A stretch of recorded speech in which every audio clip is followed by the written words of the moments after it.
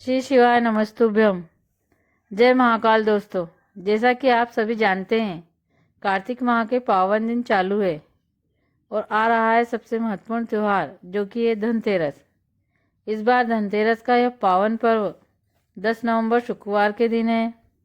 यह दिन माता लक्ष्मी और विष्णु भगवान को समर्पित है। तो यह दिन आप सभी के लिए बहुत ही ज़्यादा खास होने वाला है। और यह इसलिए भी खास होने वाला है क्योंकि इस दिन कुबेर भंडारी हमारे घर पर सुख समृद्धि और वैभव का भंडार भरने वाले हैं। और इस पावन दिन के लिए पूज्य गुरु जी पंडित प्रदीप मिश्रा जी की शिव पुराण कथा से सुनकर सरल और सटीक उपाय आप सभी को सुनाऊंगी। आज के दिन ये जो उपाय आप सभी के करने से आपके जीवन में बहुत ही आनंद की अनुभूति होगी और जो भी परेशानियां और कष्ट आपके जीवन में आने वाले हैं वो भी मेरा देवादिदेव महादेव पूरा करेंगे। गुरुजी कहते हैं कि पहले आप प्रैक्टिकल तो करिए, करके तो देखिए। तो आइए गुरुजी की कथा के अनुसार उपाय और कथा समझते हैं। तो कथा इस प्रकार है। किसान के घर एक बार लक्ष्मी जी को लेने नारायण भगवान आए और भगवान नारायण ने कहा, मैं लक्ष्मी जी को छोड़ नहीं सकता हूँ, उन्हें ले जाने आया हूँ। तब किसान रोने लगा और फिर भगवान नारायण ने धनतेरस की पूजा का महत्व समझाया। सुनो किसान, मृत्यु लोक में रहने वाला मानव अगर धनतेरस के दिन धनतेरी की पूजा करता है, कार्तिक महीने में पड़ने वाली पावन त्रयोदशी तिथि को जो भी धन्वंतरी की पूजा करेगा, उसके घर से कभी लक्ष्मी बाहर नहीं जाएगी। नारायण ने जैसे ही यह कहा, तभी किसान ने कहा, प्रभु मुझे वह उपाय और महत्व और पूजन का प्रयोग बताइए जिससे मेरा कल्याण हो। भगवान विष्णु जी बोले, ये धन्वंतरी मेरा ही एक अंश है। जिस तरह मेरे हाथ में गदा, चक्र, शंख, पद्म सब धारण कर रखे हैं, उसी तरह धन्वंतरी के स्वरूप का दर्शन करेंगे तो उनके हाथों में भी शंख है, चक्र है, एक हाथ में औषधि है, दूसरे हाथ में अमृत है। भगवान नारायण का स्वयं अंश प्रकट हुआ है। भगवान कृष्ण फिर किसान को धन्वंतरी पूजा का विधान बताते हैं। भगवान कहते हैं, पावन कार्तिक माह की कृष्ण पक्ष में पड़ने वाली त्रयोदशी के दिन धन्वंतरी देव धनतेरस का पूजन किया जाता है। सबसे पहले भूमि पर गाय के गोबर से गोबर, और अगर गोबर ना हो तो शुद्ध पानी से लिपन करके वहाँ एक सुंदर चौक पूर कर, चौक आटे और हल्दी का ही बनाए। फिर उसके ऊपर थोड़े चावल या गेहूं के दाने रखे, उसके ऊपर चौकी लगाए, चौकी पर एक लाल वस्त्र बिछाए और एक थाली में कंकु को गीला कर उस पर स्वास्तिक का निर्माण करें। उस पर चांदी का सिक्का, चांदी का ना हो तो घर में 1 का सिक्का, 2 का सिक्का, फिर 5 या 10 का सिक्का लेकर उसे थाली में रख दे। सिक्के 2 लेने हैं। फिर आटे के 7 दिए घी के बनाए, उसे भी थाली में रख लीजिए। ध्यान देना, इसमें जो बाती लेना है वो लंबी होनी चाहिए। 7 दिए जला ले और एक तेल का दिया ले। तेल का दिया जहाँ आप बैठे हैं वहाँ से आपके सीधे हाथ पर क्वाइन के पास रख देना है और जो 7 दिए हैं वो आपके उल्टे हाथ की तरफ रखना है। थाली में कंकु, गुलाल, अबीर और कमलगट्टे, हल्दी की गांठ, अमरबेल के टुकड़े थाली में सजाएं। फिर जो क्वाइन हैं, सिक्के हैं, उनका पूजन करें।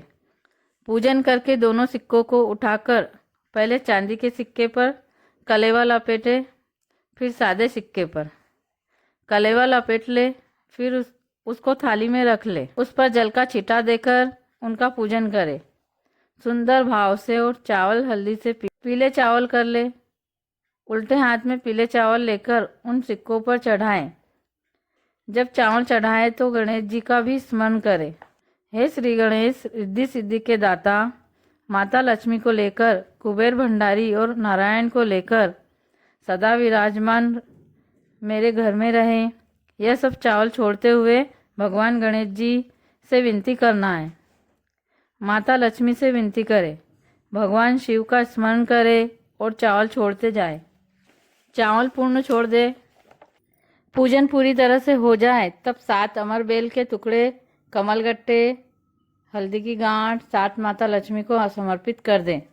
इसके बाद दोनों हाथों में पिसी हुई हल्दी ले और माता लक्ष्मी के ऊपर चढ़ाना शुरू कर दें और ये हल्दी 7 बार उन सिक्कों पर चढ़ा दें। चढ़ाते चढ़ाते अपने मन की कामना करके अपने घर में माता लक्ष्मी को विराजमान होने की विनती करें। जब हल्दी पूरी चढ़ जाए तब हाथ में कुंकू रोली ले, उस रोली को भी माता लक्ष्मी को समर्पित कर दें। अब इसके बाद कुछ मिष्ठान हो तो वह, या नहीं हो तो बना हो शक्कर या गुड़ कुछ भी माता लक्ष्मी को भोग रख दे। संपूर्ण पूजन होने के बाद माता लक्ष्मी से निवेदन करो, हे माँ आप हमारे यहाँ सदा विराजमान रहे। इसके बाद अपने जो 7 दिए घी के जलाए हैं उनसे माता लक्ष्मी की आरती उतारिए। माँ लक्ष्मी से कहिए, माँ हम आपके पुत्र हैं, माँ आप हमारे घर का रास्ता भूल गई हो। पर भगवान शंकर का अनुमोदन करके, भगवान नारायण के शब्दों पर विश्वास करके, कुबेरेश्वर भंडारी पर विश्वास करके, हे माँ आप हमारे घर में विराजमान हो। हे वैभव लक्ष्मी, संतान लक्ष्मी, धान्य लक्ष्मी, हे धन लक्ष्मी आप हमारे घर में विराजमान हो जाइए। ऐसे आरती करके झोली पसार के विनती करें। झोली अपनी ओर गिरा ले। फिर जो 7 दिए हैं उन्हें 7 अलग अलग स्थान पर रखिए। एक पूजन की जगह पर, वहाँ एक पूजा घर में, एक हॉल में, एक किचन में, एक तेल का दिया है वहाँ पर भी लगाएं। इसके बाद जो आप नई वस्तु लाए हैं या कोई पात्रिया जो भी लाए हो उसका भी पूजन कीजिए। इस प्रकार भगवान नारायण ने किसान को पूजन विधान सुनाया। यदि आप कार्तिक महीने में अगर त्रयोदशी की पूजा, धन्वंतरी की पूजा तो करते हो तो लक्ष्मी भले ही मेरे साथ वैकुंठ में रहे किंतु उनका एक अंश तुम्हारे घर में सदा विराजमान रहेगा। इस तरह भगवान नारायण ने किसान को कथा सुनाई और धन्वंतरी का पूजन विधान बताया। उसी तरह आप सभी अपने घर में पूजन विधान करें। इसी में जो आप उपाय है वह उपाय भी जरूर कीजिए। आपके जीवन में धन, धान्य, संपदा, वैभव से सदा भरा रहेगा। बस इतना ही। और भी ऐसी कथा और उपाय जानने के लिए मुझे फॉलो करें और सब्सक्राइब करना ना भूलें। श्री शिवाय नमस्तुभ्यम।